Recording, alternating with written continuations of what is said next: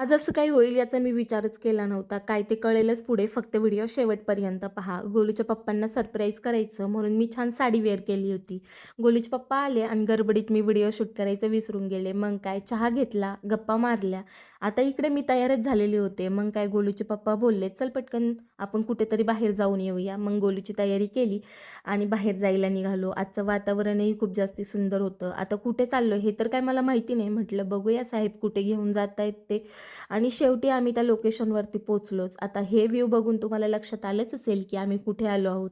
हो, डोंगरावरती असलेल्या या सुंदर मंदिरात आज आम्ही आलो होतो. इथे खूप जास्ती निसर्गमय वातावरण होतं. सुंदर शांतता होती. मग काय मस्त दर्शन घेतलं आणि थोडा वेळ तिथेच बसून राहिलो. गोलूला आवरणं तर माझ्याच्याने मुश्किल होत होतं, कारण इकडे सगळं मोकळं होतं आणि गोलू खूप जास्ती एन्जॉय करत होता. इकडे-तिकडे फिरत होता. मग काय पटकन आजूबाजूचा परिसर पण फिरून घ्यावं म्हटलं, म्हणून आजूबाजूला फिरायला गेलो.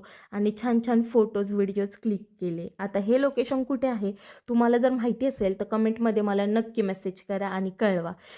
तर इथे गोलूला झोका दिसला होता. मग काय पटकन त्याला झोका खेळवायला गेलो. आता तो काय तिथून उतरायचं नावच घेत नव्हता.